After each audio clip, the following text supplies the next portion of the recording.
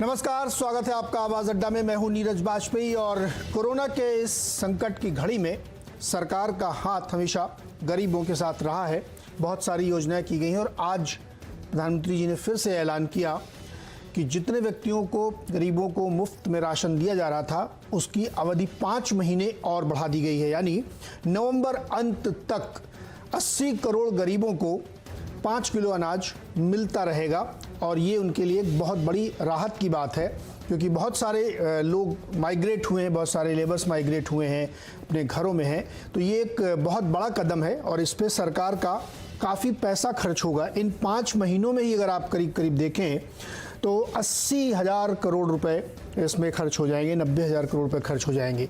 तो आज इस पे बातचीत करेंगे कि ये जो पूरी तस्वीर है इसको कैसे देखना चाहिए, कोरोना से निपटने के जो उपाय सरकार कर रही है उसको हम कैसे असेस करें और इस लड़ाई में कहां तक हम पहुंचे हैं और उसका क्या परिणाम संभावित हो सकता है। लेकिन बहस में शुरू करूं, परिचय कराऊं आपका मेहमानों से, उससे पहले मैं सुनता हूं प्रधानमंत्री जी ने किस तरीके से क्या ऐलान किया। एग्जैक्टली आपको सुनवाते हैं, उसके बाद बातचीत शुरू करते हैं।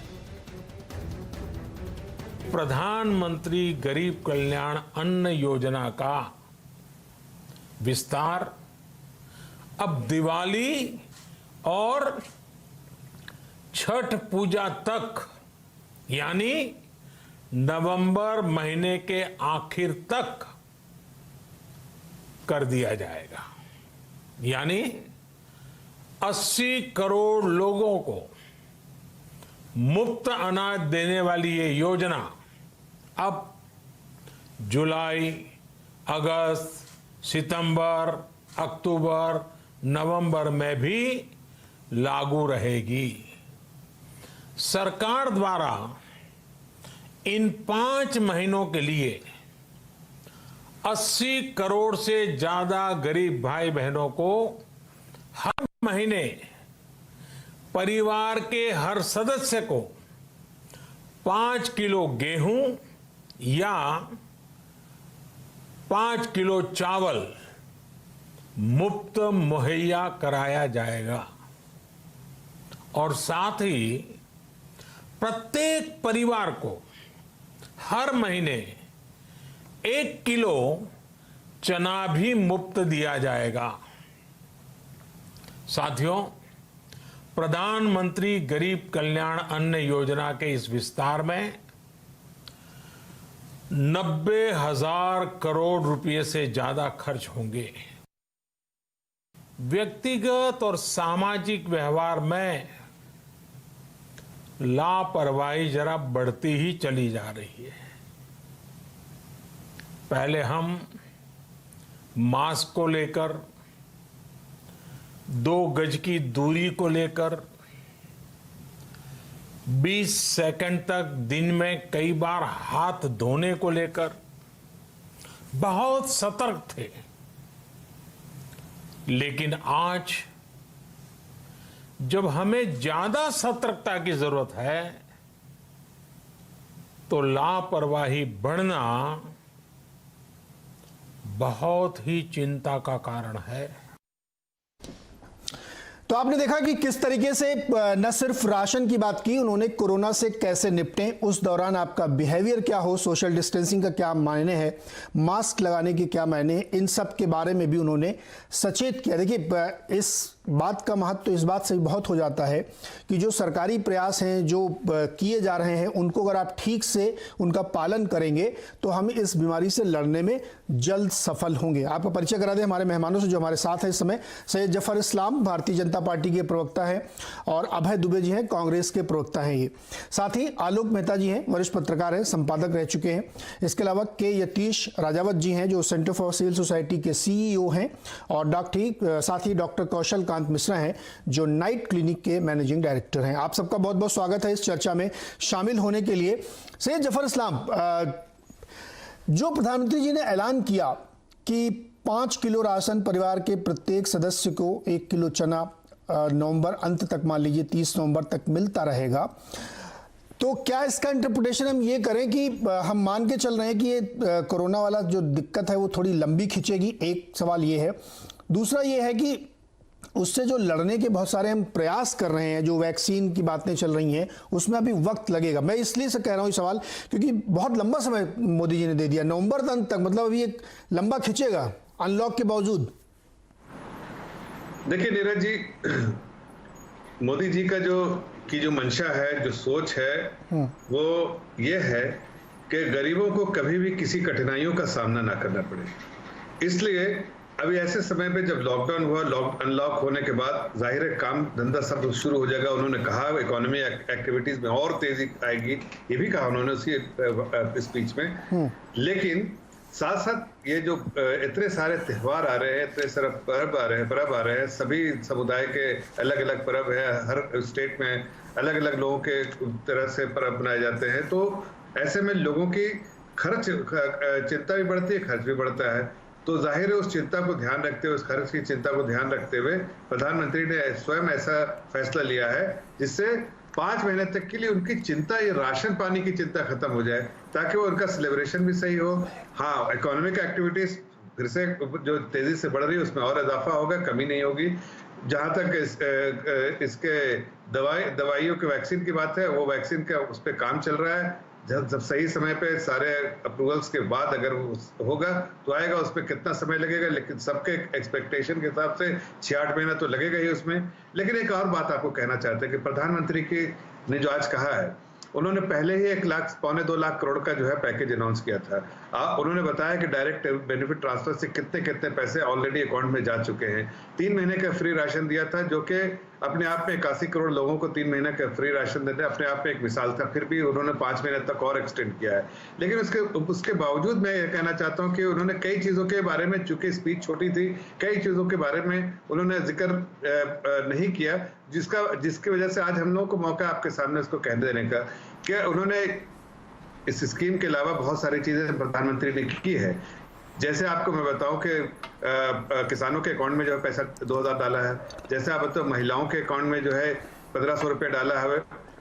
जैसे 20 करोड़ महिलाओं के अकाउंट में, जैसे आपको जो एक्स ग्रेशिया जो है वो विडो के या पेंशनर से या ओल्ड एज पीपल को उनके अकाउंट में 3.5 करोड़ लोगों के इस अकाउंट में जो है 1000 डाला है। उसके साथ साथ फ्री जो है गैस जो है रिफिल किया है, जिसमें 13,500 करोड़ का खर्चा है। उसके अलावा जो है किसानों के लिए जो पंप है, 20 लाख किसानों को फ्री पंप कनेक्शन दिया है। ऐसी बहुत सारे, चाहे आप और भी मनरेगा में 40,000 करोड़ एडिशनल दिया है ताकि एम्प्लॉयमेंट जनरेशन हो। ऐसी बहुत सारे चीजें की है जिससे और ये भी बताना चाहूंगा कि आपको कि पूरा ओवरऑल एलोकेशन जो है 1,10,000 करोड़ जो पिछले यूपीए के 5 साल में रहा था रूरल इंफ्रास्ट्रक्चर के लिए, उसको इस बार 5 साल में उन्होंने बढ़ा के 2,64,000 करोड़ किया और बढ़ते ही जा रहा है। तो मेरा ये कहना है कि चाहे गरीब परिवार से कोई भी हो, छोटे मध्यम परिवार से हो, सबके लिए चिंता की। एमएसएमई में अगर 3 लाख करोड़ का दिया है, वो उन्होंने गारंटी, तो जाहिर है उसमें लोगों की नौकरियां जो है वो उसमें नौकरी एमएसएमई में जाहिर मिडिल क्लास के लोग करते हैं। टैक्स की राहत बहुत बड़ी दी है इससे 5 साल से। और साथ साथ जफर भाई मजबूत करना चाहते हैं गरीब की चिंता जो है वो उसको उनकी अपनी चिंता समझ के जी उन्होंने इस तरह जफर इस्लाम जी, और सरकार उनके साथ खड़ी है। जी जफर इस्लाम जी, मिडिल क्लास को भी कुछ मिलेगा क्या? मिला ना, देखिए क्या मिला? आपको बताता हूँ ना आपको। अभी आपने अच्छा सवाल किया। मैं बता रहा हूँ कि देखिए, आप चूंकि बिजनेस चैनल है, आप कैलकुलेट कीजिएगा और उसके बाद देखिएगा कि पिछले एक 20 लाख का पैकेज का मैं लेता हूँ कि 20 लाख के पैकेज जो मिडिल क्लास के लोग आते हैं उसमें जो जनरली जो एम्प्लॉयमेंट डेटा के हिसाब से उसमें जो इतने सारे एग्जेम्पशन दिए पिछले 5 साल में, जो राहत दी छूट की, इफेक्टिव रेट जो है वो घट के 12% के आसपास हो गया। कौन सी सर, थोड़ा एक्सप्लेन करिए ना, कौन सी छूट राहत दी, एक्सप्लेन करिए प्लीज। आप पिछले 5 साल के हर साल का आपको चार्ट भेज दूंगा। अगली बार में चार्ट दिखा दीजिएगा कि हर कैलकुलेशन का चार्ट दिखा दीजिएगा। मेरे शीट में लिखा है, लेकिन इस वक्त मेरी शीट इस वक्त नहीं गाड़ी में। सर पेट्रोल डीजल इतना बढ़ा के आप लोग जेब काट रहे हैं। पूरी बात सुन लीजिए। एमएसएमई में जो है वो मिडिल क्लास काम करते हैं। आयुष्मान भारत के लिए जो आपने जो इतने सारे पैसे खर्च किए, उसमें जो और करते जा रहे हैं उसका बेनिफिशियरी मिडिल क्लास है। तो आप ऐसा ठीक है नहीं कह सकते कि मिडिल क्लास नहीं, कि मिडिल क्लास के लिए मिडिल क्लास बनता जा रहा है। इस सरकार के अंदर में बड़ा मिडिल क्लास बनता जा रहा है, ये हकीकत है। तो बड़ी आकांक्षाएं भी होंगी ना आप सर। मैं तो सिर्फ ये चाह रहा था कि पेट्रोल डीजल ही सस्ता कर देते थोड़ा बहुत। नहीं, वो भी देखिए, पेट्रोल डीजल की जहां तक बात है, मैं कहना चाहूंगा कि ये टेम्पोररी है। इसलिए, और ये भी बिल्कुल मैं झिझकूंगा नहीं, हकीकत आपके सामने रखूंगा कि देखिए जब सेकंड राउंड में जफर भाई अभी इसको अभी पेट्रोल डीजल रोकिए, अभी इसको जब दोबारा होंगे तो इसको करिएगा जी। क्लैरिफाई कर दे रहा हूँ कि चूंकि सरकारी खजाना गरीबों के लिए आज भी खोला है, 90,000 करोड़ आपने खुद बताया, तो जाहिर है खजाना खोलने के और उसके लिए आमदनी जो रेवेन्यू का जरिया जो है बहुत लिमिटेड है। स्टेट भी बढ़ा रही है और ये, लेकिन ये टेम्पररी है, जाहिर है एक बियॉन्ड द पॉइंट नहीं जा सकता, लेकिन हम इसको नीचे भी लाने का काम करेंगे, बाकी रेवेन्यू जब शुरू हो जाएगा। अब बियॉन्ड द पॉइंट का 100 रुपए तो आप लोग करके ही रखेंगे, 80 तो मतलब पिछले 2-3 सालों का एवरेज 80 से नीचे नहीं आता सर, वो जैसे नीचे आता हम 80 कर देते हैं उसको, मतलब मान के चलिए पेट्रोल डीजल 80 रुपए लीटर चलेगा। गरीबों के घर पे आप छत नहीं चाहते हैं क्या? अरे सर गरीब किसान भी है ना, वो अपने डीजल सेट से सिंचाई भी करता है, मजदूर भी है, ट्रक में भी चलाता है, वो चिंता हम कर रहे हैं, तो गरीब वो भी तो है सर किसानों के। चलिए इसको भी थोड़ा 1 मिनट रोकते हैं, मूल मुद्दे पे आते हैं, इस पर भी बातचीत करेंगे। भी कल हमने 1 घंटा इसी पे माथापच्ची किया था। अभय दुबे जी, प्रधानमंत्री जी ने आज जो ऐलान किया उसमें बहुत सारी बातें रखी उन्होंने, लेकिन जो मुख्य बात जो आज की हाईलाइट है कि नवंबर अंत तक सारे मजदूरों को 80 करोड़ लोगों को फ्री राशन, घर के हर सदस्य को 5 किलो गेहूं या चावल या और 1 किलो दाल उसके साथ मिलेगी, यानी जो आगे आने वाली दिक्कत हो सकती है उसकी व्यवस्था की है। फिर बताया कि किसान जो 9 करोड़ उनके अकाउंट में 18,000 करोड़ रुपए हमने डाले और केवल इस राशन के बंटवारे में ही 90,000 करोड़ रुपए खर्च होंगे और पिछले 3 महीने और जोड़ लीजिए तो 1.5 लाख करोड़ खर्च कर रहे हैं। इतना सब कर तो रहे हैं प्रधानमंत्री जी गरीबों के लिए, लेकिन जैसे ही प्रधानमंत्री जी की स्पीच खत्म हुई, एक शेर सुनाता हूं आपको। तो इधर उधर की न बात कर, ये बता कि काफिला कैसे लुटा, मुझे रहजनों से गिला तो है पर तेरी रहबरी का सवाल है। ये क्या है? राहुल जी का ट्वीट आ गया तुरंत, क्योंकि देश पूरा अपेक्षा कर रहा था कि प्रधानमंत्री जी कुछ न कुछ चाइना पर समाधान हमको देंगे। चीन की सेना भारत की मातृभूमि पर कब्जा करके 4 स्थान पर बैठी है प्रधानमंत्री जी। आपने मन की बात में भी हर चीज में चाइना क्यों आ जाता भाई? आज का विषय ये है अभय जी। हाँ, आप सुनिए ना, इसी विषय पर मैं आता हूँ, आज के विषय पर। आपने चूंकि राहुल जी का प्रश्न, हाँ, तो राहुल जी ने ये जो ट्वीट लिखा, मैंने उस पर पूछा कि ये क्या हर चीज में ट्वीट कर देते हैं वो? अब सुनिए ना, क्यों नहीं करेंगे? क्या दिया है आज देखने में हमको लगता है बहुत बड़ी बड़ी बातें कि 80 करोड़ लोगों को हमने 3 महीने 4 महीने के लिए राशन मुक्त कर दिया। 2013 का आप खाद्य सुरक्षा का कानून पढ़ लीजिए, कांग्रेस की सरकार का। 67% पॉपुलेशन, 2011 की 121 करोड़ की जनसंख्या पर 80 करोड़ 95 लाख लोगों के लिए हमने 3 रुपए किलो, गौर से सुनिएगा, 3 रुपए किलो चावल और 2 रुपए किलो गेहूं का प्रावधान किया था। आज प्रधानमंत्री जी ने क्या रियायत दी जानते हैं? एक व्यक्ति को 15 रुपए प्रति महीना चावल पर और 10 रुपए प्रति महीना गेहूं पर, 25 रुपए एक व्यक्ति को देकर इतना बड़ा महिमा मंडन किया जा रहा है। और कब? जब 2019-20 में 1,84,000 करोड़ रुपए आपका पीडीएस का बजट था प्रधानमंत्री जी, उसको इस बार आपने 20-21 में कम करके 1,16,000 करोड़ रुपए कर दिया। पूरा हिंदुस्तान जानता है। हम कह कर थक गए कि रिवाइज कीजिए। आज पॉपुलेशन 1,36,00,000 है। आज के कॉन्टेक्स्ट में अगर आप 67% पॉपुलेशन का कैलकुलेशन करते हैं तो 10 करोड़ लोगों को रेड करना चाहिए। मैं हतप्रभ हूं, ये कहते 20 करोड़ खातों में हमने 31,000 करोड़, 500 रुपए महीना दे रहे हैं। आप मुद्रा को देख लीजिए, बोले हमने छोटे कारोबारियों को बहुत बड़ी राहत दी, मुद्रा के खाते में 500 रुपए। अरे कि शर्मनाक बात है साहब। ऐसी मुसीबत के समय जब आपने अतिरिक्त 1,60,000 करोड़ रुपए पेट्रोलियम प्रोडक्ट पर टैक्स लगाकर अर्जित किया, और आपने बहुत अच्छी बात की। मैंने कल भी कहा था कि 1400 रुपए प्रति एकड़ किसान को एक्स्ट्रा इस खरीफ की सीजन में इनपुट कॉस्ट पड़ गई है। प्रधानमंत्री जी, आपका कंट्रीब्यूशन क्या है? कुछ समझ तो आए। जब हम कह रहे हैं कि आप 3,34,000 करोड़ रुपए पर एनम पेट्रोलियम प्रोडक्ट से इकट्ठा करते हैं, आपने शासकीय कर्मचारियों के, सैनिकों के महंगाई भत्ते में कमी करके 68,000 करोड़ रुपए इकट्ठा किए, तो ये आप दीजिए ना देश की जनता को वापिस। एक सिर्फ ध्यान डाइवर्सिफाई करने के लिए टेलीविजन पर भारतीय जनता पार्टी के लोग आते हैं और कहते हैं देखिए साहब इतना बड़ा योगदान प्रधानमंत्री जी का हो गया। जी। मैं चुनौती देता हूं, आकर बहस कीजिए। जफर इस्लाम जी बोल रहे हैं ना 20 लाख करोड़ रुपए का, तो जो आपका लिक्विडिटी इंजेक्शन है या लॉन्ग टर्म रेपो ऑपरेशन है, वो तो बैंक ने इस कोविड के पहले 8 लाख करोड़ रुपए आरबीआई में जमा कराए। जवाब ले लेते हैं ना जफर इस्लाम से जवाब। जी जफर इस्लाम जी जवाब दीजिए। जवाब देखिए दीजिए। जरा इनको खबर भी नहीं है इस चीज के बारे में बात करते हैं। लॉन्ग टर्म रेपो रेट इन्होंने कहा अभी कि पहले बैंक के पास बताइए पहले 25 बताइए। अरे सुनिए आ रहा हूं सब पे आपको वहां तक ले जाऊंगा। सुन लीजिए, अरे सुनिए आपके पास जवाब नहीं तो सुन लीजिए ना। सवाल किया फिर बीच में क्या बार बार टीका टिप्पणी कर रहे हैं। सुन लीजिए, मैं कह रहा हूं कि आपने शुरुआत की गलत बयानी से, इसलिए आपको बता रहा हूं कि आपको पता है कि बैंकों में आपके समय जिस तरह से सिफारिश जाती थी अब नहीं जाती है। बैंक में जो है प्रॉपर तरीके से सुन लीजिए और टॉप लॉन्ग देखिए बीच में मत बोलिए नहीं तो आपका कोई जवाब नहीं मिलेगा। लॉन्ग टर्म रिपो के अंडर में किसको फंडिंग मिली आपको पता है? वैसी कंपनियों को पैसा बैंक नहीं दे रही थी, उस तरह की कंपनियों को up to investment grade triple B तक के कंपनियों को मिला है पैसा। ये 4 लाख करोड़ रुपए का और प्रोविजन बता रहे हैं किसको और ये कौन ले रहा है लोन बताइए ना। कोई अरे आपको लोन के हर बैंक का और फिक्की ने उन्होंने कहा इंटरेस्ट फ्री लोन दीजिए 1 साल के लिए कम से कम, तो वो 4 लाख करोड़ रुपए पे 832,000 करोड़ रुपए का कंट्रीब्यूशन होता है। आपने एक मिनट सुन लीजिए। आपने तो देश की जो इकोनॉमी को भट्टा बैठाकर हमें आप नसीहत दे रहे हैं जो आपने खुद नहीं किया। आपने देश से पैसा निकलवाया, आपने गलत तरीके। अरे दुबे जी जवाब सुन लीजिए, नहीं तो फिर ऐसे किसी को उसको समझ में नहीं आ रहा। दुबे जी एक मिनट सुन लीजिए, उनका जवाब सुन लीजिए। मैं इनको बताता हूँ कि अगर इनको संक्षेप में रखिए तो जरा सुन लीजिए।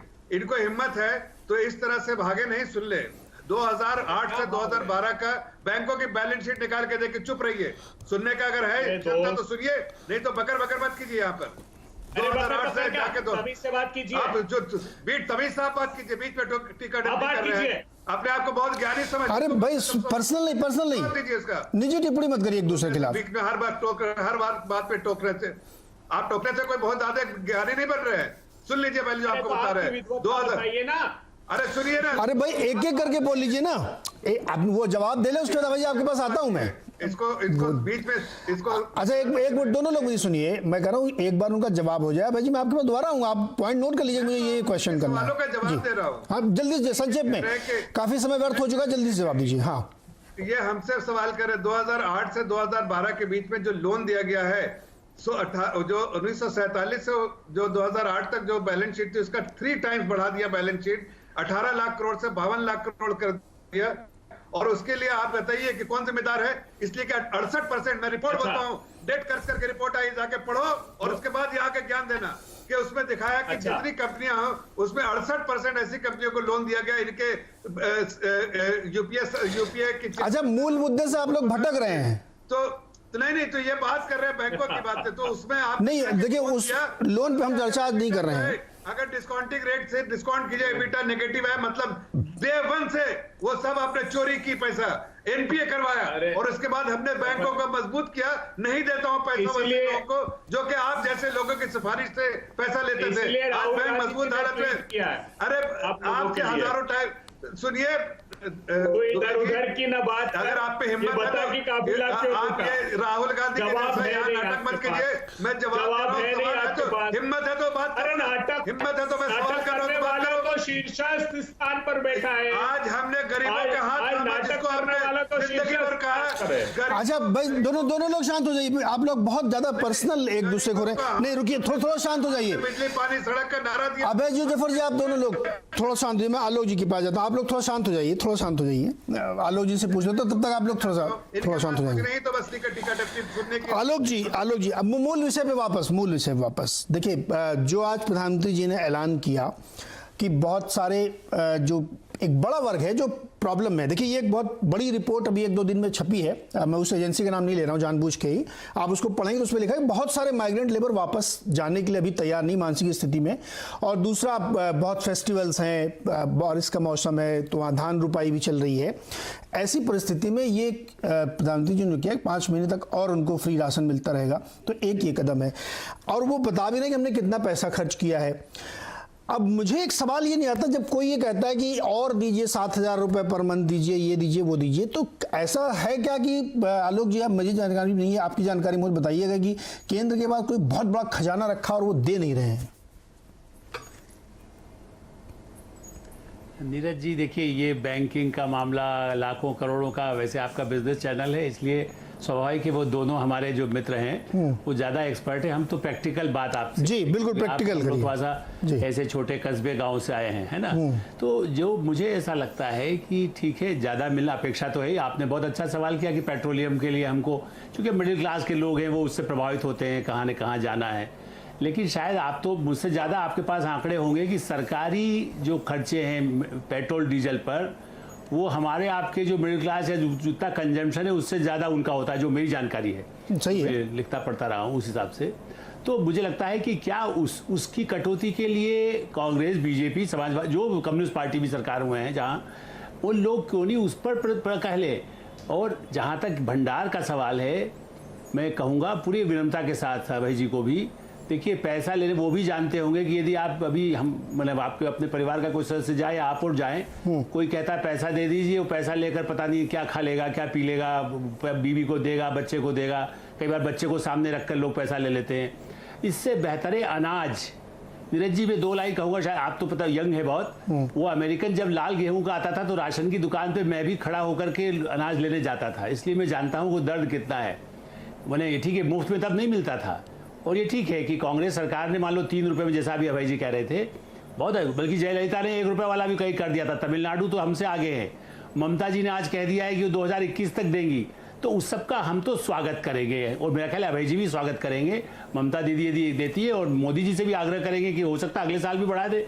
लेकिन देखिए जिसको अनाज की कीमत वो 15 रुपये है या 50 रुपया है, हाँ एक बात सुनिश्चित मेरा निवेदन है, दोनों हमारे गंभीर प्रवक्ता है साहब ने, पर्सनल बात अलग छोड़ दीजिए, अपनी पार्टियों से कहें कि वो सही राशन, चूंकि सरकार तो मोदी जी की हर जगह नहीं है, केंद्र सरकार नहीं है, मतलब दिल्ली केंद्र शासित प्रदेशों में थोड़ी बहुत निगरानी कर लें, वरना तो वो भी नहीं संभव है, लोकल एडमिनिस्ट्रेशन है, वहां से ठीक से बटे।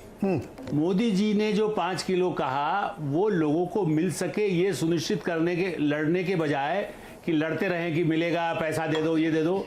यदि कांग्रेस भी, पंजाब है, राजस्थान है, छत्तीसगढ़ है, कितने राज्यों में कांग्रेस भी है या नहीं भी है पावर में, मध्य प्रदेश में भी अभय जी यदि लोगों को कहेंगे कि भाई जाओ राशन लेना जरूरी है तुमको, क्यों नहीं मिल रहा है। दूसरा, हाँ ये सही है कि राशन में जो मजदूर की आपने बात की, जो शहर में कहीं चला गया उसके पास अभी तक उसका राशन कार्ड मान्य नहीं है, वो जल्दी से जल्दी प्रक्रिया होनी चाहिए, जो जहां है उसको मुफ्त में मिले और वो भूखा नहीं रहेगा तो आपको लूटेगा नहीं, आपकी जेब नहीं काटेगा, आपका गला नहीं काटेगा, आपका मजदूरी करेगा, काम करेगा। और यदि युद्ध की जरूरत होगी तो वही सिपाही बन के जाता है बिहार का आदमी, वही यूपी का आदमी, राजस्थान का आदमी, तमिलनाडु का आदमी, जो पेट भरा होगा वो अपने बच्चे को भेजता है, भूखा आदमी नहीं भेजता है, वो कहता फिर यही काम कर। जी यतीश जी, आपकी टिप्पणी और आर्थिक स्थिति को देखते हुए। देखिए प्रवक्ता जी जो कांग्रेस के और भाजपा के हैं, सरकार जो कर रही है वो एक वेलफेयर स्टेट के खाके में अपनी रिस्पॉन्सिबिलिटी मीट कर रही है। हम जानते हैं कि ये समय असाधारण है, ये पहले कभी नहीं हुआ, ना ही होपफुली पे आगे कभी होगा। इकोनॉमिक पॉइंट ऑफ व्यू से इस तरह का चैलेंज निचले तबके को आज से पहले कभी नहीं हुआ कि उसके पास ना सिर्फ काम नहीं है, उसके पास खाने के लिए भी अन्न नहीं है, उसके पास रोजगार भी नहीं है और रोजगार कमाने का जरिया नहीं है।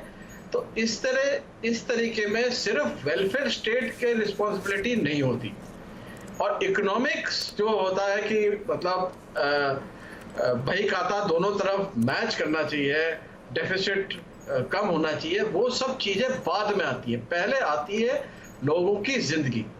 तो इसमें एक तो सरकार की रिस्पॉन्सिबिलिटी है, जिसको हम कहते हैं कि सरकार एक वेलफेयर स्टेट की तरह काम कर रही है।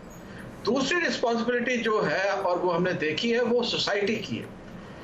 वेलफेयर सोसाइटी को भी इस टाइम पे राइज करना पड़ता है कि ये लोग भूखे ना जाएं। जैसे आलोक जी कह रहे थे कि अगर ये लोग भूखे रहेंगे तो ना सिर्फ ये इनकी भूखमरी बढ़ेगी, बल्कि इसमें सोशल अनरेस्ट भी बढ़ेगा, और उस सोशल अनरेस्ट का मतलब लॉस पूरी सोसाइटी को बेयर करना पड़ेगा। क्योंकि वही आदमी अगर दंगा करने सड़क पे निकल आया तो हमारे शहर, हमारे घर कहाँ रहेंगे?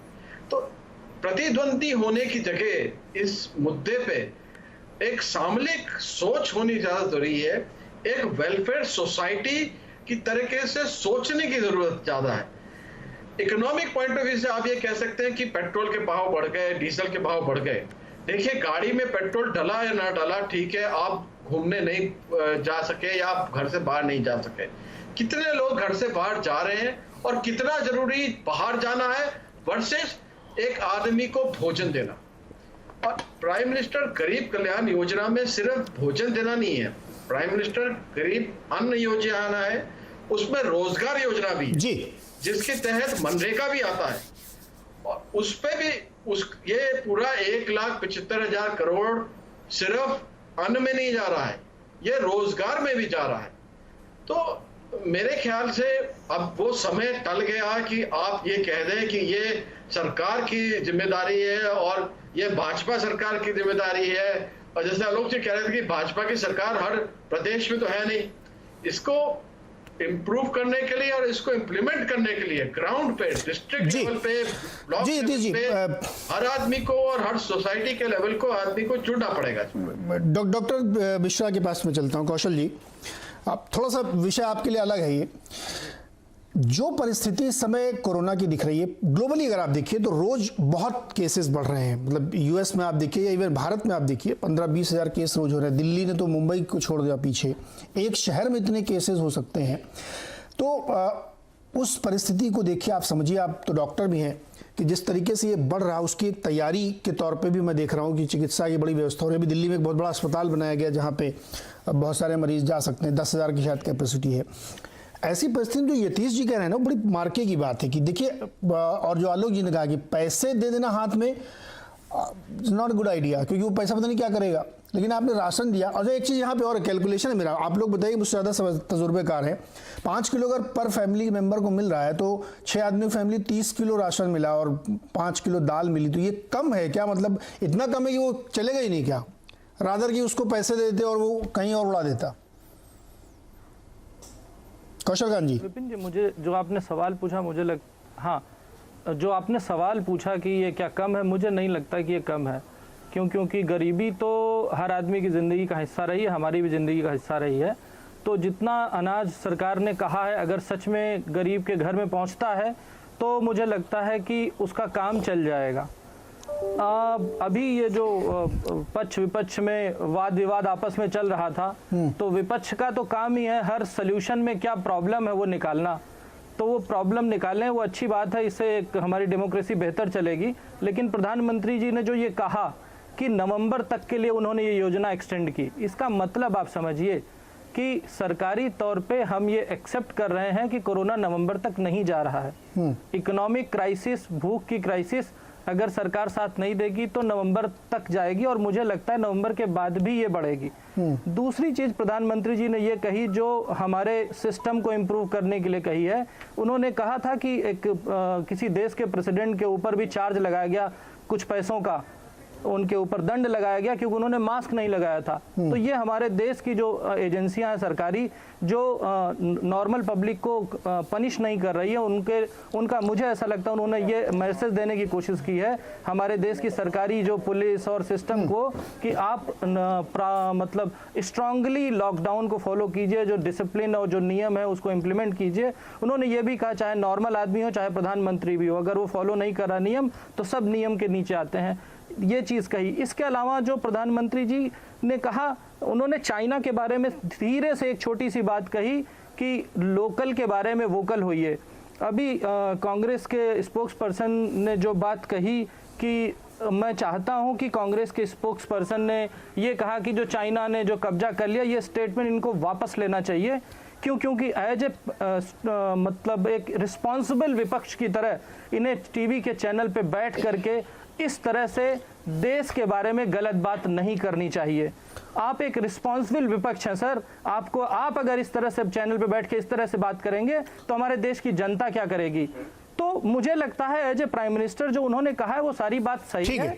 देश की जनता को थोड़ी ज्यादा उम्मीद थी कि वो चाइना के बारे में बोले, लेकिन ये एक इंटरनेशनल क्राइसिस है, इसके बारे में आज प्रधानमंत्री जितना बोल सकते थे उन्होंने बोला है। पर मुझे बहुत दुख हुआ कि कांग्रेस के स्पोक्स पर्सन ने ये बोला कि चाइना की दो ने कुछ कब्जा कर लिया। ये गलत स्टेटमेंट है, इसका कोई रिस्पॉन्सिबल आंसर नहीं हो सकता। आपने बहुत इररिस्पॉन्सिबल बिहेव किया है। प्लीज आप अपने स्टेटमेंट को वापस लीजिए और देश की जनता के साथ रहिए। अभय जी। धीरज जी, देखिए ये सज्जन जो है इनको सार्वजनिक रूप से क्षमा मांगनी चाहिए, जो भी बैठे हैं ये। इन्होंने विदेश मंत्री का स्टेटमेंट नहीं देखा। अभी आप मोबाइल उठाइए और एमईए का स्टेटमेंट पढ़िए। एमईए ने, हमारे फॉरेन मिनिस्टर ने चाइना के फॉरेन मिनिस्टर से मेरे दोस्त बात की है 17 जून को। निकालिए, खोलिए, क्या कहा है उन्होंने कहा है कि चाइना ने लाइन ऑफ एक्चुअल कंट्रोल में भारत के हिस्से में कंस्ट्रक्शन कर लिया है, जो कि विवाद का कारण है। उसके एक दिन पहले एमईए के स्पोक्सपर्सन ने ये प्रेस ब्रीफिंग की है मेरे दोस्त ऑफिशियली। उन्होंने कहा है कि यूनिलेटरली स्टेटस को चाइना ने चेंज किया है, जो विवाद का कारण है। ये मैं नहीं कह रहा हूं, ये भारत की सरकार का अधिकृत बयान है। पीएमओ का स्टेटमेंट देखिए, प्रधानमंत्री जी के बयान के बाद उन्होंने खुद ने कंट्राडिक्ट किया और प्रधानमंत्री जी के बयान में वो हिस्सा निकाल दिया जिसमें उन्होंने कहा था कि ना ही वहां कोई घुसा है ना वहां मौजूद है, उसमें से एक सेक्शन उन्होंने निकाल दिया। आप वीपी मलिक को सुनिए, पूर्व स्थल सेना अध्यक्ष, उन्होंने कहा कि हाँ वहां घुसा है। टेलीविजन चैनल्स को देखिए, सैटेलाइट इमेजरी से वो बता रहे। अब मैं इस डिबेट में नहीं जाना चाहता क्योंकि इनका अध्ययन नहीं है, मैंने बहुत अध्ययन उस पर किया है। दूसरी बात, एक देखिए, जफर इस्लाम साहब मेरे बहुत अच्छे दोस्त हैं। टीवी की डिबेट से आप ये मूल्यांकन मत कीजिए हम लोगों के व्यवहार का, लेकिन आज मैं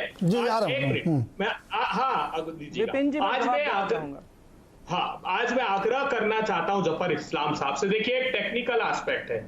आप प्रधानमंत्री जी को कहिए, बहुत अच्छी बात नीरज जी ने उठाई है कि बहुत सारे मजदूर जो इधर से उधर गए हैं जिनके राशन कार्ड उस स्थान के नहीं है, आज इस स्कीम को यूनिवर्सलाइज करते हैं प्रधानमंत्री जी।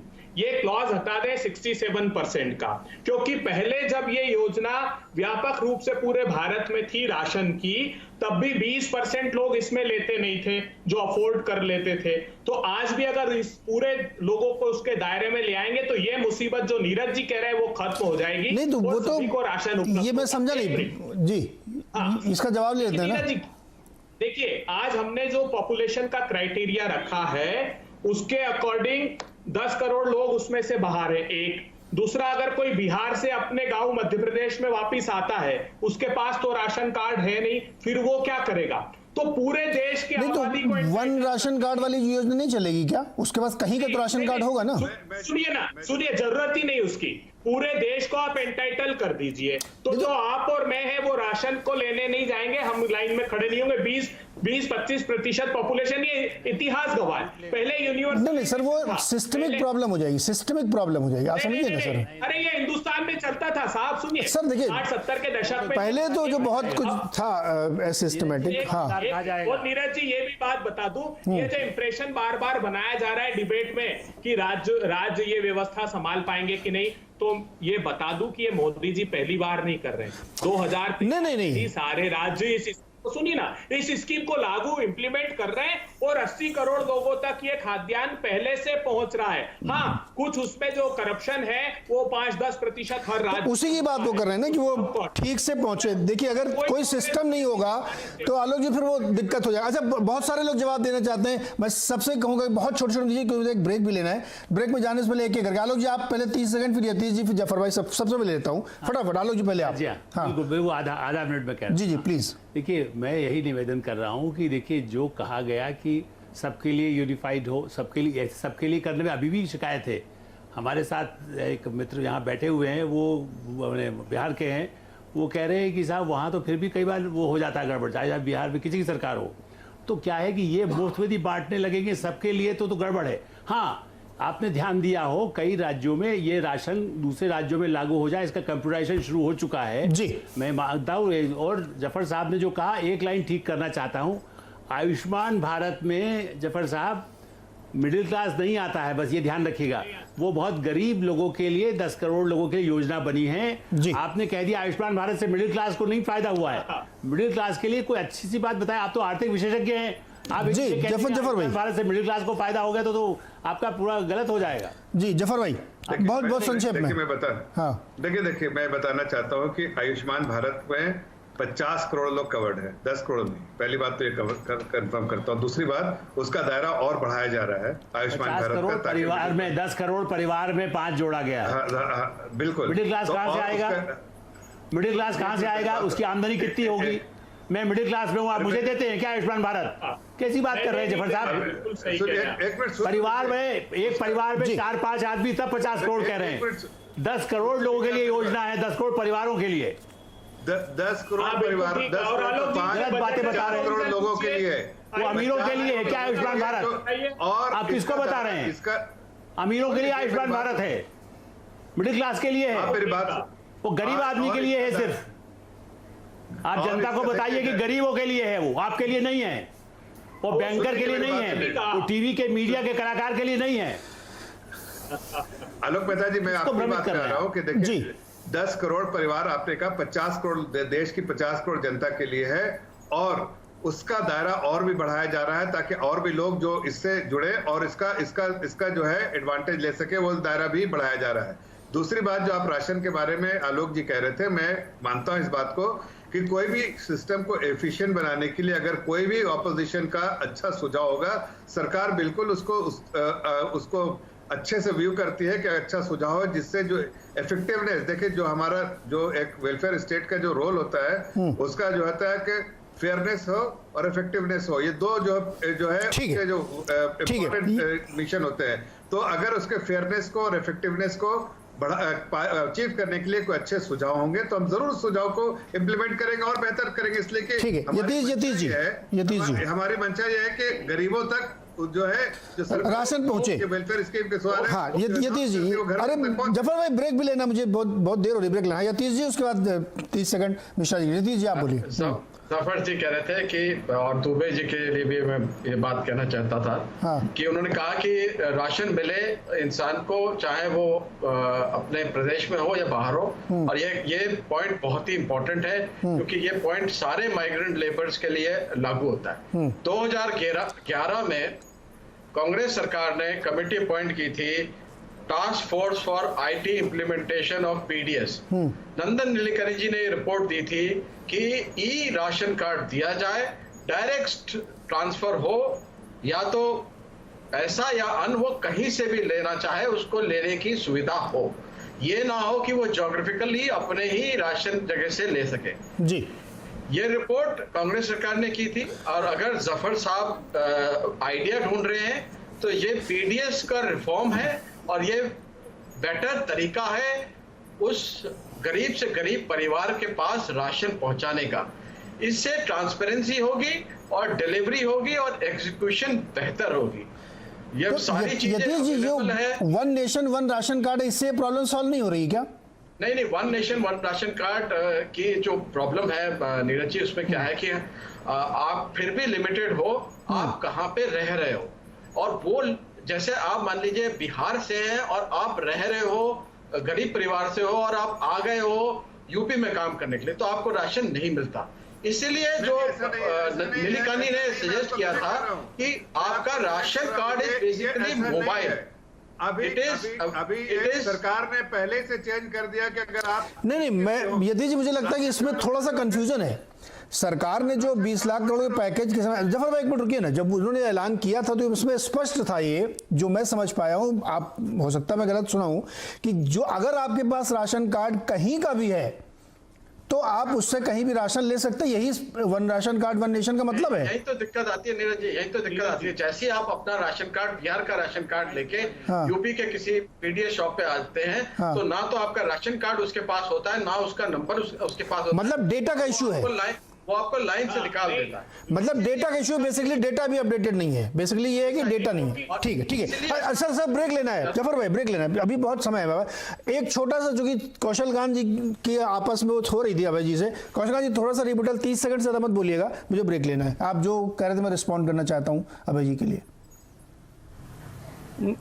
मैं ब्रेक के बाद रिस्पॉन्ड करूंगा। चलिए, परफेक्ट। मैं सरकार की एक कमी बताना चाहूंगा, जो मिडिल क्लास की बात कर रहे थे। मिडिल क्लास में जो लोन हॉलीडे की बात की जा रही है, हाँ। मैं ये चाहता हूं जो सरकार ने पॉलिसी अनाउंस की है कि जो लोग लोन ले रहे हैं, हाँ। वो लोन जीरो होना चाहिए। अभी क्या बैंक कर रही है, बैंक क्या कर रहे हैं कि ये लोन को कम्युलेट करके बाद में हमसे लेंगे पैसे।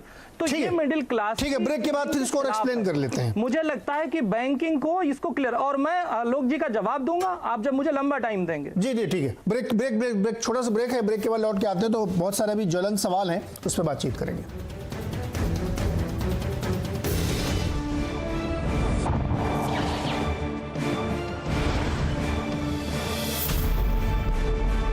स्वागत है एक बार फिर से आवाज अड्डा में, और हम लोग आज बातचीत कर रहे हैं जो प्रधानमंत्री जी ने एक स्कीम का अनाउंसमेंट किया है, एक्सटेंशन किया है दरअसल, कि 80 करोड़ लोगों को मुफ्त राशन 30 नवंबर तक कम से कम मिलता रहेगा। इसी पर बातचीत हो रही है। डॉक्टर मिश्रा, आपने एक बहुत इंपॉर्टेंट इशू रखा था, जो मैं चाहता हूं कि वहीं से शुरुआत कर लें। आप संक्षेप में अपनी बात रखिए, बताइए क्या आप बोल रहे थे आप लोन के लिए। मैं सिर्फ ये कहना चाहता था कि जैसे कि अगर मान लीजिए आज लोन लिया हुआ है और सरकार ने ये कहा है कि इस कोरोना के क्राइसिस के समय में मुझे कुछ दिनों के लिए लोन, कुछ महीनों के लिए, जब तक ये क्राइसिस चल रही है तब तक मुझे लोन पेमेंट नहीं करना पड़ेगा। ये बात तो बहुत सुनने में बहुत अच्छी लगती है। जब प्रैक्टिकली हम जाते हैं तो बैंक क्या कर रहे हैं, बैंक ये 6 महीने को, जो लोन हॉलीडे का कॉन्सेप्ट ऑलरेडी बैंक चला रही थी कि वो 6 महीने तक लोन नहीं लेगी, लेकिन ये इकट्ठा करके हमसे ही बाद में लोन लेगी। ये कहीं ना कहीं देश के मिडिल क्लास की फीलिंग के साथ धोखा है। मुझे लगता है कि प्रधानमंत्री जी को इसमें इंटरवेन करके इस लोन हॉलीडे को जीरो पीरियड करना चाहिए, यानी कि इस कोरोना क्राइसिस में जो भी लोन एक्यूमुलेट हो रहा है ये जीरो होना चाहिए। ऐसे कैसे हो जाएगा? पॉज लगे जब कोरोना की क्राइसिस, क्यों नहीं, पॉज लगे का मतलब क्या है? पॉज लेने का मतलब क्या है? कि आप पॉज लेने का मतलब यह है कि आज मैं बैंक को लोन जो किस्त देता हूं वो किस्त नहीं दे करके 6 महीने बाद से शुरू करूंगा, लेकिन ये 6 महीने में जो मेरे ऊपर इंटरेस्ट लग रहा है ये इंटरेस्ट मेरे पे नहीं लगना चाहिए। मैं मूलधन देना चाहूंगा, मैं सब देना चाहूंगा, लेकिन जो इस 6 महीने के क्राइसिस के समय मेरे ऊपर इंटरेस्ट, डॉक्टर मिश्रा, उसका एक केस सुप्रीम कोर्ट में चल रहा है, जिसमें मेरे ख्याल में अगस्त में, शायद अगस्त या जुलाई में डेट याद नहीं, उसकी सुनवाई वहां पे है, और कोर्ट ने अपना एक व्यू रखा था। बिल्कुल नहीं, इसमें तर्क है सर, इसमें तर्क सुनिए ना। अरे यही तो कह रहा हूं डॉक्टर मिश्रा, इसमें दोनों साइड के पहलू आप देखिए। जफर भाई, आपसे जवाब लूंगा। अगर आप ये कह रहे हैं कि एक आदमी से ब्याज मत लीजिए इस पीरियड का, जो आप एक तरीके से मोरेटोरियम कह सकते हैं कि आपने डिफर कर रखा है, तो क्या वही व्यक्ति एफडी पे ब्याज नहीं लेगा? आपकी जो एफडी, आप उस पर ब्याज लेंगे कि नहीं लेंगे इस पीरियड में? बैंक क्यों झेले भाई? नीरज जी, सिर्फ एफडी नहीं रहती, मतलब स्पेसिफिक परसेंट टू परसेंट नहीं हो सकती ना, मतलब फिर एफडी पे भी ब्याज सारे खत्म करने पड़ेंगे बैंक को।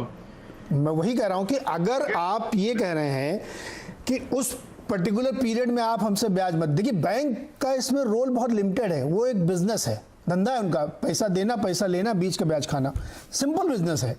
ये जिम्मेदारी सरकार को आप कह सकते हैं कि आप उठाइए।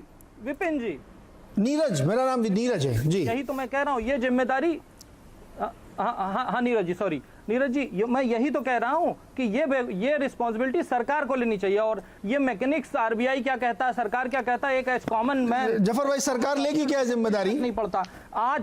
देखिए, हाँ, वो भी कोई बिजनेस चलाते हैं। सरकार के पास भी कोई ऐसा नहीं है कि कोई झाड़ लगा उसमें से पैसा बरसा लो। हर चीज के लिए कोई ना कोई सोच के साथ होती है। अब ये आप कह रहे हैं, तो बैंकों का आपने कभी कैलकुलेट किया कि कितना बड़ा घाटा सरकार को या बैंकों को होगा? अगर सरकार को भी लेना तो सरकार के पास क्या है? नहीं, सरकार के पास क्या है? इतना ऑप्शन है सरकार के पास लेने के लिए, इसलिए कि सरकार इस तरह के खर्चे अगर उठाने लगे तो एक आम नागरिक, गरीब आदमी को और या फिर जो आपको बाकी चीजें करनी है वो नहीं कर पाएगा। सरकार के हाथ बंधे हैं। जो कांग्रेस की सरकार ने जो सरकार छोड़ी है उस पर इतना बड़ा अभी देखिए, आप ये जान लीजिए कि जो डेट है जी, उसके अगर आलोक भाई बैठे हैं, जवाब देना, हाँ मैं आ रहा हूँ। एक मिनट सुन लीजिए, जो हमारे पास कमिटेड कॉस्ट है बजट का, वो कितना बड़ा कमिटेड कॉस्ट है, कितना मैनूवर करने के लिए सरकार के पास ये है। और भी अगर उठाते हैं कर्जा, अगर आप कर्जा ही उठा के करेंगे ना, इसलिए रेवेन्यू तो आप उससे ज्यादा कर नहीं पाएंगे, इसलिए कि 2 लाख 2.5 लाख करोड़ का इस पे खर्चा होगा। जी जी जी जी अच्छा, एक मिनट सर, छोटे छोटे जवाब। हाँ, क्या बोल रहे हैं आप मिश्रा जी, क्या बोल रहे हैं आप? बताइए जल्दी जल्दी जल्दी। ये कह रहा हूँ कि अगर सरकार अपने आप को ये कह रही है कि वो बिजनेस करते हैं, तो सर अगर यही सरकार नहीं सर, बैंक डॉक्टर पे आती है, सरकार नहीं, बैंक बिजनेस करती है। बैंक बिजनेस करती, बिल्कुल बैंक बिजनेस करता है। तो जो डॉक्टर और हॉस्पिटल बिजनेस करते हैं, अगर वो आज के समय में बिजनेस करेंगे तो हर आदमी उनको पसंद नहीं करेगा। क्यों? क्योंकि ये क्राइसिस का टाइम है, ये इमरजेंसी का टाइम है। सुनिए, दो का टाइम नहीं है सर। दो चीजों को आप मिक्स कर रहे हैं सर, दो चीजों को आप मिक्स कर रहे हैं। आप दोनों चीजें नहीं सुनिए ना सर, दोनों चीजें प्लीज दोनों ही देखिए, डॉक्टर बहुत सम्मानीय है, हम इस बहस में उनके लिए कुछ नहीं कहना चाहते सर। प्लीज उस तरफ मत ले जाइए, वरना मेरे मुंह से कुछ ऐसा निकल जाएगा जो आपको अच्छा नहीं लगेगा। प्लीज मैं इसलिए कह रहा हूं कि सर उसी कोरोना काल में, सुन लीजिए ना, उसी कोरोना काल में वही फिजिशियन दुकान बंद करके घर में बैठे थे जिनको उस समय लोगों की दवा करनी चाहिए थी। अब मेरा मुंह मत खुलवाइए सर प्लीज, इसलिए मैं उसको कंपेयर मत करिए। वो गलत है। नहीं गलत है तो क्यों नहीं खोला मेडिकल स्टोर, अपनी दुकानें क्यों नहीं खोली उन्होंने? सारे शहर की, पूरे देश की दुकानें बंद थी। जो रोज बैठ के आपसे 500 रुपए फीस लेके सर्दी जुकाम की दवा देते थे, वो अपनी दुकान बंद कर घर में बैठे हुए।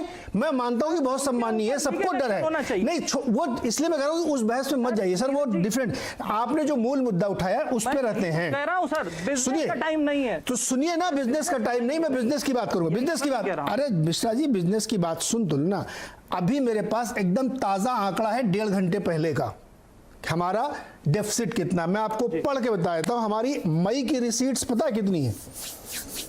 18,000 करोड़ रुपए। पिछले साल इसी समय 49,200 करोड़ थी। धंधा बंद है इसलिए रिसीट्स नहीं आ रही रेवेन्यू की, सिंपल है। हम लोग सरकार से बहुत ज्यादा एक्सपेक्ट करने लगते हैं। ये जो 3 रुपए किलो गेहूं और 2 रुपए किलो चावल बिकता हो, जो इस समय फ्री में बट रहा है, इसका भी पैसा तो देगी ना सरकार। फ्री में सरकार आपको दे रही है, लेकिन सरकार तो उसको बेयर कर रही है ना। मैंने कल 1 घंटे यहाँ पे पेट्रोल डीजल पे बहुत देर तक बहस की, और मेरा प्रिंसिपल यही था कि बहुत ज्यादा टैक्स लगा दिए गए हैं। आपको पता होगा 175% टैक्स देते हैं आप पेट्रोल की कीमत का, लेकिन हम वो सवाल तब नहीं पूछते जब हमको 2 रुपए किलो चावल मिलता है। 20 रुपए किलो मिलना चाहिए ना सर, तो वो 18 रुपए का डिफरेंस सरकार लाएगी कहां से? हमको सिक्के के दोनों पहलू देखना चाहिए। इसलिए मैं कह रहा हूं कि ये जो बैंक वाला इशू है, अब सुप्रीम कोर्ट में, इसलिए हम लोग कोई फैसला नहीं कर सकते, ना हम कोई व्यू दे सकते हैं, लेकिन इसके दोनों पहलू देखिए आप। क्या सरकार इस स्थिति में है? 13,90,000 करोड़ का मोरेटोरियम है सर। अगर सब माफ करने लगे हम तो दिवाला बैठ जाएगा। जी देखिए नीरज जी, इसमें दो पहलू हैं। देश की जनता तो सरकार से उम्मीद करेगी ही ना सर, उम्मीद करिए, लेकिन थोड़ा रीजनेबल करिए। सरकार भी तो हम ही आप है ना, हम ही आप तो सरकार हैं। सरकार कोई बाहर से थोड़ी आई है, हम ही आप सरकार है। जब आपने मेरे को ये कहा नीरज जी, आपने कहा कि मिडिल क्लास का रिप्रेजेंटेशन होना चाहिए। बिल्कुल, मैं तो कह रहा हूँ कि मैंने तो पहले कहा जफर जी कि टैक्स कम करिए, मेरा इनकम टैक्स कम करिए सर, वो कर नहीं रहे। वो यतीश जी कुछ कह रहे थे, यतीश जी बोलिए। 2 चीजें कहना चाहता हूँ। हाँ। देखिए नीरज जी, खासतौर से आज के डिबेट के पॉइंट ऑफ व्यू से, हाँ। एक जो सरकार ये अन्न की प्रधानमंत्री अन्न योजना है, इसके अंदर एक भारी रिफॉर्म की जो जरूरत है, जिसके बारे में प्राइम मिनिस्टर ने हिंट किया, हाँ। और कहा कि 1 नेशन 1 राशन कार्ड होना चाहिए। उसमें एक ही पॉइंट होना चाहिए कि वो 1 राशन कार्ड किसी भी प्रदेश में लागू होना चाहिए। उसको करने के लिए उसको आइडिया तो यही है ना सर। सुन लीजिए जफर जी, सुन लीजिए प्लीज, सुन लीजिए। उसके 2 पहलू, एक है कि वो ई कार्ड होना चाहिए, दूसरा जरूरी नहीं है कि वो अन्न आपको सिर्फ एक पीडीएस की दुकान से ही मिले, जहां पे आपको 5 किलोमीटर की लाइन लगानी पड़े। वो as a direct benefit transfer भी हो सकता है, और वो नहीं, आप किसी भी दुकान जी, से जी। कहीं से भी ले सकें। ये सुविधा अगर 80 करोड़ लोगों को मिलती है तो ये अपने आप में बहुत ही उपयोगी और जी, अभय जी। और उनसे सर होगा कि ये बहुत कम समय बचा है, मैं छोटे-छोटे जवाब लेना चाहता हूं। पास पहुंचेगा, लीकेज नहीं होगी। जी अभय जी, बहुत संक्षेप में दीजिए, सर समय कम हो रहा है। जी अभय दुबे जी। हाँ देखिए, हाँ। ये यतीश जी जो कह रहे हैं, इस पर मेरी पार्टी में मैंने भी पार्टिसिपेट किया था उस समय। हाँ। बड़ा हमारी चिंता ये थी कि अगर आपने डायरेक्ट बेनिफिट ट्रांसफर किया तो उसका नुकसान क्या होगा। आज जैसे 26.9 करोड़ टन उत्पादन कुल अनाज का हुआ, जिसमें सरकार ने प्रिक्योर किया 7.19 करोड़ टन, मतलब 26%। अब अगर आप डायरेक्ट बेनिफिट ट्रांसफर करने लगे तो किसान सीधा ही बाजार के हवाले हो जाएगा। वो सरकार जो एमएसपी पर प्रिक्योर करती उससे बहुत कम कीमत में एक तो उसको बाजार में बेचना पड़ेगा, एक बात। दूसरा, जो गरीब लोग हैं जो राशन ले रहे हैं वो भी बाजार के हवाले होंगे। तो आपने तो एक निश्चित राशि उनके अकाउंट में ट्रांसफर कर दी, लेकिन बाजार से जब वो खरीदने जाएगा तो ये सुनिश्चितता नहीं होगी कि उसको वो अनाज उसी कीमत। एक मिनट सुन लीजिए पहली बात, तो हमको ये करना चाहिए कि इसको यूनिवर्सलाइज करें। सुनिए, आपको करना चाहिए तो कोई राशन कार्ड नहीं, पूरे देश की आबादी को एंटाइटल कीजिए। विश्वास मानिए, ये पहले से नहीं सर, मुझे लगता है ये भविष्य में यही है। नीरज जी, आज कह रहा हूं, भविष्य के भारत में यही हो। सर अगर इतना बढ़िया समाज होगा हमारा तो अच्छी बात हो जाए, लेकिन ये थोड़ा सा प्रैक्टिकल नहीं लगता। ट्रांसफर एलपीजी के केस में कामयाब हुआ है और वो इस केस में भी कामयाब हो सकता है। जी। तो आप दाम की बात कर रहे हैं और जो आप प्रोक्योरमेंट की बात कर रहे हैं उसमें अंतर है। जो आप प्रोक्योरमेंट के आंकड़े दे रहे हैं वो व्हीट के आंकड़े हैं। आप अगर चने के आंकड़े में चले जाएं जी। तो सिर्फ 5% से 6%। अच्छा एक सर समय एकदम खत्म हो रहा है। देश की सारी मंडी एक मिनट है सर।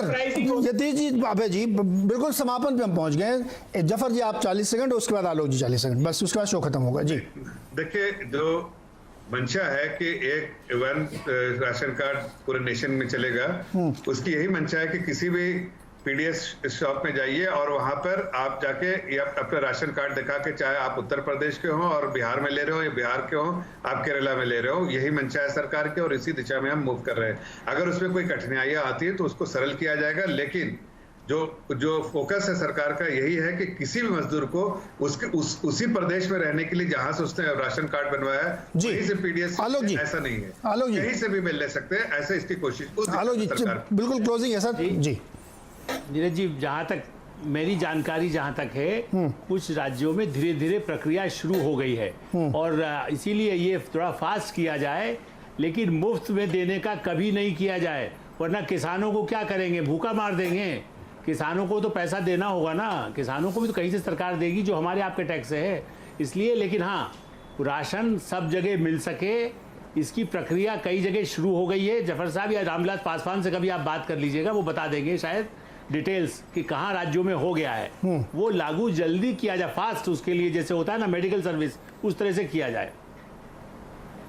जी निचोड़ देखिए ये है, बहुत सारी चर्चा हुई, इसमें बहुत सारे अच्छे सुझाव भी है जो अभय जी कह रहे हैं, उस पर भी विचार किया जा सकता है, लेकिन बहुत सारी प्रैक्टिकल समस्याएं आती हैं और हम एक आदर्श समाज की कल्पना करके नहीं चल सकते।